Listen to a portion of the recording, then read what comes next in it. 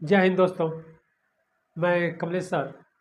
और जैसा कि आप लोग भी आज एग्ज़ाम में न्यूज आई कि पीजीटी यानी प्रवक्ता 2022 का जो एग्ज़ाम होने वाला था वह पुनः कैंसिल कर दिया गया। और वह एग्ज़ाम कब होगा वह अभी तक उसके बारे में कोई आयोग के द्वारा कोई सूचना नहीं दी गई। और जो उत्तर प्रदेश शिक्षा सेवा चयन आयोग के द्वारा जो नोटिफिकेशन यानी अध्याचन जारी किया गया है, जो सूचना आई है, विज्ञप्ति जारी किया गया है, उस पर लिखा गया है कि एतद द्वारा सभी संबंधित को सूचित किया जाता है कि विज्ञापन संख्या 02/2022 प्रवक्ता यानी पीजीटी की दिनांक 15 व 16 अक्टूबर 2025 को निर्धारित लिखित परीक्षा अपरिहार्य कारणों से स्थगित की जाती है। परीक्षा की तिथि की सूचना पृथक से दी जाएगी। नीचे उप सचिव उत्तर प्रदेश शिक्षा सेवा चयन आयोग का सिग्नेचर। मतलब इन्होंने साफ साफ लिख दिया कि अपरिहार्य कारणों से।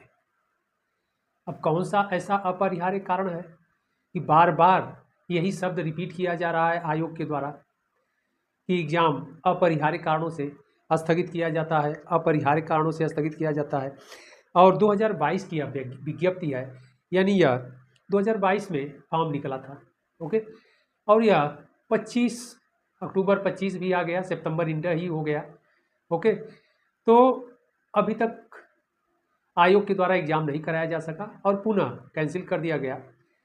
और जो शिक्षा सेवा चयन आयोग के जो अध्यक्ष महोदया थी उन्होंने भी इस्तीफा दे दिया है। तो अब देखिए आगे क्या होता है। अब या तो शिक्षा सेवा चयन आयोग एग्जाम नहीं कराना चाहता है, या तो हमारे जो सूबे के मुखिया हैं, उत्तर प्रदेश के जो मुख्यमंत्री हैं, जो महात्मा हैं, उनकी इस पर कोई सहमति नहीं बन पा रही है। दो ही बात हो सकते हैं कि अगर हमारे मुखिया यानी सूबे के मुखिया का अगर आदेश आ जाए तो कोई भी आयोग एग्जाम क्यों नहीं कराएगा। और 2022 से बच्चे इंतजार कर रहे हैं इस एग्जाम का। आप सोच सकते हैं कि अगर कहीं एमपी एमएलए का अगर निर्वाचन होता है, आप लोग देखते हैं तो कितना जल्दी हो 2 महीने के अंदर सब कुछ करा लिया जाता है। लेकिन अगर कोई एग्जाम होता है तो सरकार पता नहीं क्यों उस पर ध्यान नहीं देती है और उसको लटकाए रखती है। 4 साल 5 साल 6 साल तक खींच ले जा रहे हैं लोग। 4 4 साल, अबे 22 से 25 आ गया, 3 साल ऐसे ही। फिर आगे डेट कब आएगी, आगे एग्ज़ाम होगा तो रिजल्ट कब आएगा, फिर उसका जो आगे प्रोसेस है वह कब कंप्लीट होगा, फाइनल रिजल्ट कब आएगा। तो ये सब बड़ा ही ढोलमुल रवैया सरकार का दिखाई पड़ रहा है। या तो सरकार सीधे कह दे कि भाई जो शासकीय पद हैं या गवर्नमेंट के जो पद हैं अब उस पर भर्ती नहीं की जाएगी। तो फिर जो युवा हैं, अभ्यर्थी हैं, जो अपना समय इधर वेस्ट कर रहे हैं वो अपना दूसरे फील्ड में लगाते। क्योंकि सभी व्यक्ति हमारे मुख्यमंत्री जी की तरह भाई किसी भी मठ के मठाधीश या प्रमुख तो नहीं है। हालांकि मैं मुख्यमंत्री जी पर कोई कमेंट नहीं कर रहा हूँ, लेकिन भाई उनका परिवार नहीं है, सन्यासी जीवन है, अच्छी बात है। और मुख्यमंत्री भी हैं सूबे के, ठीक है। शायद वह गरीबी नहीं देखे हो जैसे बच्चे देख रहे हैं, जैसे स्कॉलर अभ्यर्थी देख रहे हैं। बूढ़े माँ बाप की निगाहें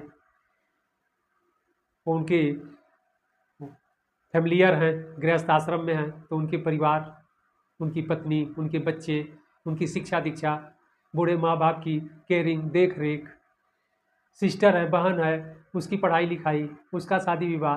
तो जो गृहस्थ आश्रम से जुड़ा है वह कितनी समस्याओं से युवा जूझ रहे हैं और वह अपनी बात कहे किससे कहे। और उसी में रोजगार का ये संकट, निजी क्षेत्रों का में रोजगार आप देख ही रहे हैं, कब नौकरी से आपको निकाल दिया जाए। तो ऐसे में वहाँ पोह में बेरोजगार जाए कहाँ।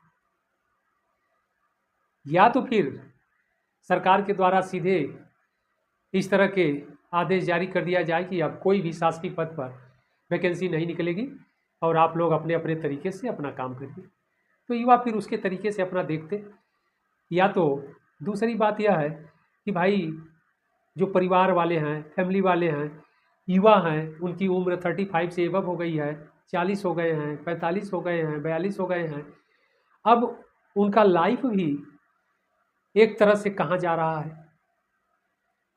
अब युवा कितने प्रेशर में है, कैसे वो बर्डन झेल रहे हैं, वह तो वही समझ सकते हैं। और ऐसे में कोई एग्ज़ाम विज्ञप्ति नोटिफिकेशन निकल रहा है तो 4-4 साल 5-5 साल डिले हो रहा है अपरिहार्य कारणों से। फिर पेपर लीक हो जा रहा है, रिजल्ट जल्दी नहीं आ रहे हैं, फिर कुछ ऐसे उसमें क्ल्यू आ जा रहे हैं कि मामला कोर्ट में चला जा रहा है। बच्चे करें क्या? या तो युवाओं के सामने यही विकल्प है। अब वो विकल्प मैं क्या बताऊं कि सिर्फ 60 साल तक तैयारी ही करें। भाई और भी समस्याएं हैं उनके सामने। तो ऐसे में युवाओं का दुख दर्द कोई सुनने को तैयार नहीं है। सरकार भी तैयार नहीं है। सरकार अपने तरीके से काम कर रही है, अपनी समस्या बता रही है। लेकिन अगर उन लोगों का कोई मामला होता है एमपी एमएलए से संबंधित तो वो लोग तुरंत नियम बना लेते हैं। उन लोगों का वेतन बढ़ाना हो तो वो लोग तुरंत state parliament and central parliament में बढ़ा लेते हैं। उस पर कोई अवरोध नहीं आता है। लेकिन अगर कोई प्यून चपरासी की भी वैकेंसी हो तो उसमें तमाम दिक्कतें आने लगती है, यहाँ तक कि कोर्ट में मामला चला जाता है। फिर कोई सरकार बदली तो दूसरा नियम ला देती है। तो ऐसे में बड़ा ऊहापोह की स्थिति है। अब आगे का जो विज्ञापन निकला है एलटी जीआईसी और प्रवक्ता का, उनका एग्ज़ाम अब क्या होगा आगे, अब तो समय ही बताएगा कि जो निर्धारित समय है उस पर होगा कि नहीं होगा। इसीलिए युवाओं के सामने बहुत बड़ी एक समस्या है, एक चुनौती सरकार के द्वारा भी दी जा रही है। अन्य चुनौती तो वो झेल ही रहे हैं। और सारे जो तैयारी करने वाले जो युवा जो भाई हैं, हमारे भाई बहन हैं, वह सभी मिडिल फैमिली से हम लोग बिलोंग करते हैं और उससे भी लोग सब गरीब परिवार से कैसे कैसे पढ़ते हैं, कैसे कैसे शहरों में आकर प्रयागराज और अन्य शहरों में जा कर के किस तरह से सरवाइव करके वह जीवन जी रहे हैं और पढ़ रहे हैं। एक टाइम एक मीटिंग बना रहे हैं, 2 मीटिंग खा रहे हैं, कैसे रहते हैं छोटे से कमरे में। लेकिन इनकी समस्याएं सुनने को कोई तैयार नहीं है। अब रह गई बातें कि जो ऊंचे पद पर बैठे हैं लोग, वो लोग सारी सुख सुविधाओं में हैं। तो मेरे को ऐसा लगता है कि वे लोग समझते हैं कि सारे लोग ही ऐसे हैं, इसी तरह हैं। या तो सरकार का, हालांकि गवर्नमेंट की तरफ से इस तरह की कोई बातें नहीं है, ये मैं अपने तरफ से कर रहा हूँ कि शायद गवर्नमेंट का ये भी मामला हो कि किसी तरह से भाई अगर उम्र आगे बढ़ेगी, युवा परेशान हैं, रोजगार के तलाश में हैं कि किसी तरह से रोजगार मिल जाए, फिर गृहस्थ आश्रम में जाए, यानी विवाह हो, वैवाहिक जीवन, तो इसके बाद फिर बच्चों का देख रेख केयरिंग। तो गवर्नमेंट इतना डिले कर दे रही है कि युवाओं का उम्र निकल जा रहा है। ऐसा लगता है कि अब उन्हें अविवाहित ही रहना होगा। भाई हमारे मुखिया जी तो सन्यासी हैं, वो बात अलग है।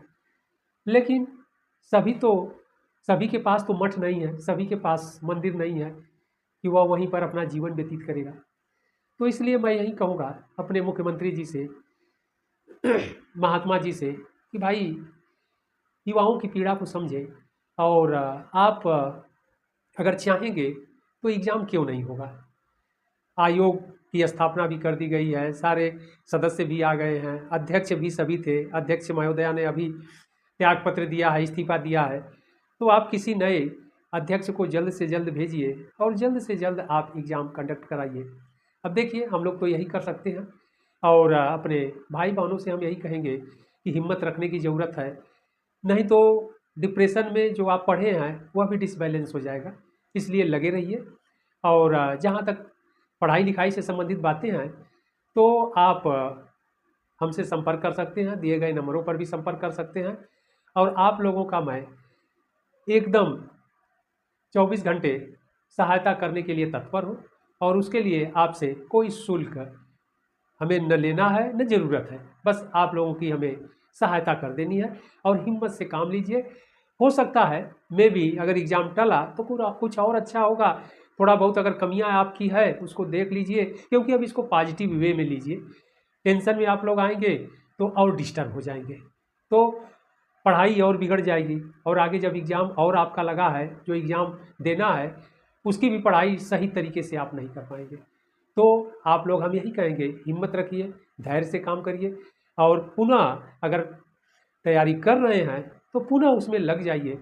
और अन्य एग्ज़ाम भी हैं, LT GIC प्रवक्ता, और यह भी है डेट टलेगी तो हो सकता है सभी आगे पीछे एक साथ हो जाए, तो कई रिजल्ट आपको आ जाएंगे।